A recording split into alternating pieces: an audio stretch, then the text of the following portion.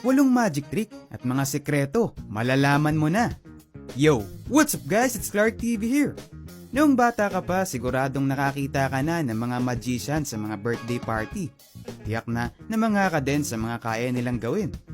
Kasama ng manghang iyong naramdaman ay ang sabik na malaman kung paano nila ginagawa ang mga magic tricks na kanilang itinatanghal. Sa loob ng iyong isipan ay tinatanong mo ang iyong sarili kung paano nila nagagawa ang mga magic trick na yon. Talaga namang nakakasabik itong alamin, di ba? Kaya naman, ating ibubunyag at bibigyan ng eksplanasyon ang mga magic tricks na ito ngayon. Kaya malalaman mo na ang 8 magic tricks at mga sikreto sa likod nito. Number 8. Vomiting cards trick. Nakakita ka na ba ng taong lumuluwa ng cards? Siguro ay nagtataka ka kung bakit kaya ng isang tao na lumuwa ng cards na para bang hindi siya nasasaktan. Ngunit sa tingin mo ba ay tunay ngang nagmula ito sa kanyang lalamunan at niluluwa lang niya ito sa kanyang bibig? Mayroong sikreto ang vomiting cards trick at hindi ito nagagawa ng paglunok ng cards at iluluwa. Para magawa ang vomiting cards magic trick, ang una mong kailangan gawin ay kumuha ng 10 hanggang sa 15 piraso ng cards. Sapat lang ang bilang na ito upang madali mong mahawakan at maitago sa iyong kamay. Para maitago mo ito sa iyong kamay nang walang nakakahalata, ay kailangan mong ibaluktot ang iyong mga daliri sa itaas na bahagi ng deck at ang iyong hinlalaki naman sa dulong gilid nito. Kailangan mo rin isunod ang hugis ng deck sa iyong nakabalikong palad upang mas hindi mahalata na hawak-hawak mo ito.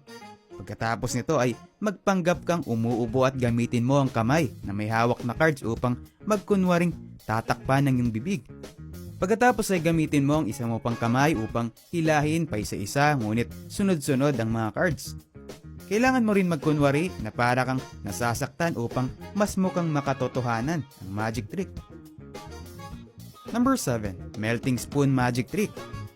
Nakakapagtaka kung paano nagagawa ng mga gumagawa ng magic trick ang baluktutin ng kutsarang gawa sa metal na parang gamit lang ang kanilang isipan, di ba? Ang sikreto sa likod nito ay ang paggalaw sa kutsara ng taas-baba. Ito ay nagbibigay ng ilusyon sa mga nakakapanood na nababaluktot ang kutsara dahil sa paggalaw dito. Kailangan ay may 2 piraso ka ng hawakan ng kutsara. Isang baliko na talaga at isang hindi pa. Dapat din alamin mo ang magandang anggulo upang hindi mahalata ng iyong mga manonood na may hawak ang 2 piraso ng hawakan ng kutsara. Hawakan mo ang kutsara na baliko na sa umpisa pa lamang at gamitin mo ang iyong mga daliri upang itago agad ito. Ilagay mo naman sa unahan ang hawakan ng kutsara na hindi pa baliko. Igalaw mo ang iyong kamay at ang kutsara na para bang gumagawa ka ng isang waving motion. Habang ginagawa mo ito ay dahan-dahan mong padulasin ang hawakan ng kutsara na hindi pa baliko upang unti-unting ipakita ang kutsarang baliko na.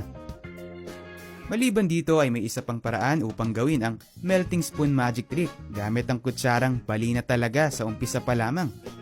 Kailangan mo lang hawakan ng parte kung saan mo binali ang kutsara. Siguraduhin mahigpit ang pagkakahawak mo dito upang hindi malaglag ang kahit ano sa 2 piraso.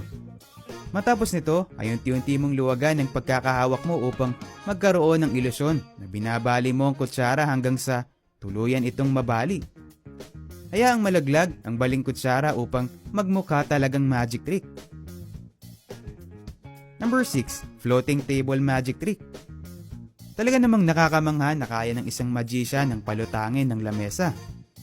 Ngunit alam mo ba na isa lang din itong ilusyon at may sikreto kung paano ito ginagawa? Ang dapat mong gamiting lamesa ay maliit lamang at hindi gaano kabigat. Mas mainam kung gawa ito sa balsa wood. Meron itong tablecloth na nakadikit na mismo sa lamesa at kandila o iba pang props na may magnet upang mas magmukhang makatotohanan.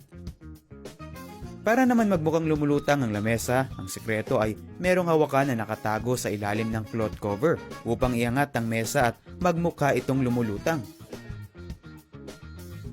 Upang mas maging makatotohanan ito ay dapat pag-aralan mo din ang iyong paggalaw. Hindi mo dapat palutangin ang lamesa ng biglaan. Dapat ay dahan-dahan lamang upang magmukha itong kontrolado ng magic trick.